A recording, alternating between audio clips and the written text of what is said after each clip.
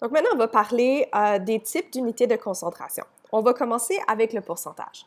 Maintenant, pourquoi est-ce qu'on voudrait savoir la concentration d'un soluté dans un solvant? Mais ça, c'est pour être capable de savoir combien de particules de ce soluté il y a dans le solvant. Parce que des fois, dans les réactions chimiques, ou toujours quand il y a une réaction chimique, c'est le soluté qui va réagir en solution aqueuse avec un autre composé qui pourrait être dans une autre solution aqueuse. Et donc, si on prend la quantité de solution, ça va nous donner une valeur qui surestime la quantité de soluté qui est le réactif et qui réagit réellement. C'est-à-dire qu'on veut savoir combien est-ce qu'il y a de soluté dans une solution, surtout quand on parle des problèmes de stöchiométrie. On veut aussi savoir parce que ça peut nous donner des indications sur à quel point la solution peut être dangereuse ou caustique pour nous et d'autres facteurs comme ceci.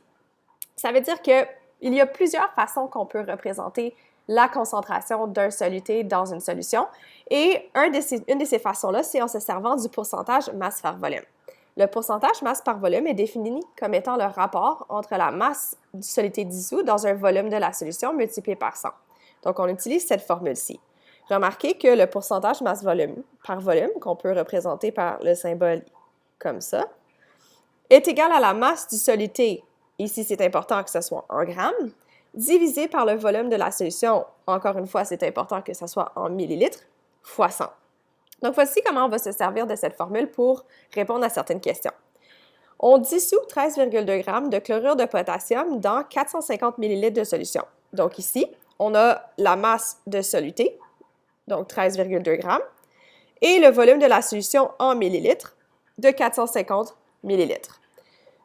Si on répond à la première question, qui est la concentration de pourcentage masse-volume, on utilise la formule, donc le pourcentage masse par volume va être égal à la masse du soluté, donc 13,2 g, divisé par le volume de la solution, 450 millilitres, fois 100, ce qui nous donne 2,93 %. Maintenant, qu'est-ce que ça veut dire ça? Si on a le pourcentage masse par volume, on peut déterminer la masse de soluté en grammes qui peut se dissoudre ou qui est dissous dans 100 ml de solution. Parce que ici, dans le fond, c'est un rapport. Si on considère ceci comme étant un rapport, c'est 13,2 g sur 450 ml qui va nous donner un rapport équivalent qui va être de 2,93 g pour 100 ml. C'est ce que ça veut dire d'avoir un pourcentage. C'est que c'est un rapport qui est maintenant mis sur 100 plutôt qu'un rapport qui est mis sur 450. Les deux sont des rapports qui sont équivalents. Ça veut dire que la concentration en grammes par 100 litres, donc ici, la concentration de la solution est de 2,93 g par 100 millilitres de solution. C'est la même chose. Ou si je te posais la question, quelle est la masse de soluté dissous dans 100 ml de la solution? Mais là, tu pourrais dire, c'est 2,93 g de soluté dissous dans 100 ml de la solution. C'est ce que le pourcentage veut dire. On peut aussi représenter la concentration d'un soluté dans une solution ou la concentration d'une solution par le pourcentage massique. C'est très similaire au pourcentage masse par volume, mais ici, on va utiliser uniquement des masses. C'est-à-dire que le pourcentage qui est masse-masse, c'est le rapport entre la masse de soluté et la masse de solution multipliée par 100. Donc, remarquez ici que c'est des grammes, donc 100 grammes de soluté ou des grammes de solution. N'oubliez pas que 1 gramme équivaut à 1 millilitre. Donc, pour l'eau, donc la masse d'eau, donc peut-être on va dire H2O, 1 gramme équivaut à 1 millilitre. Donc, ça, c'est quelque chose aussi à prendre en considération. Ça veut dire que 100 grammes équivaut à 100 millilitres. Donc, 100 grammes équivaut à 100 millilitres.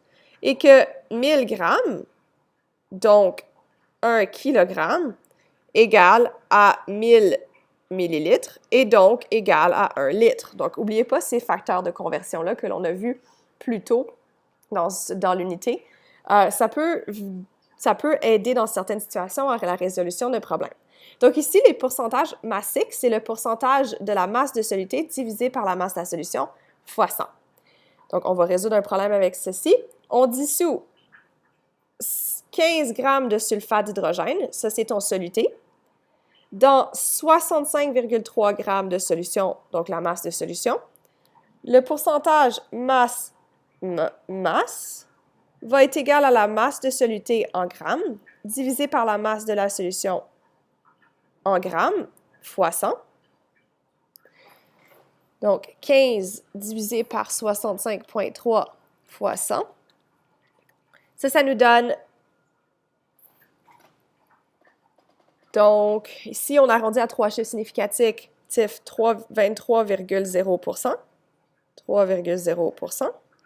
Et ça correspond à dire aussi la même chose. Donc, ça, c'est la même chose que dire qu'il va y avoir 23 grammes de soluté dans 100 grammes de solution. Donc, pour la prochaine question, combien de grammes de sulfate d'hydrogène sont présents dans 100 grammes de la solution? On peut dire qu'il y a 23,0 grammes de sulfate d'hydrogène dans 100 grammes de solution. Parce que le pourcentage représente le rapport pour 100 grammes. Et finalement, le dernier pourcentage que l'on va voir aujourd'hui, c'est le pourcentage volume par volume. Donc, le pourcentage volume par volume, c'est un pourcentage volumique qui est défini comme étant le rapport entre le volume de soluté en millilitres et le volume de la solution en millilitres divisé par 100. Multiplié par 100 plutôt. Et ça, c'est dans le fond le même calcul que l'on a fait précédemment. Il faut juste se rappeler que c'est des volumes de soluté et de solution et que la solution, c'est une combinaison du solvant et du soluté. C'est-à-dire que la solution, c'est solvant plus soluté. Et ça s'applique aussi pour toutes les autres situations dans lesquelles on parle d'un volume ou d'une masse de solution. Ça prend toujours en considération le mélange des deux, donc le soluté et le solvant.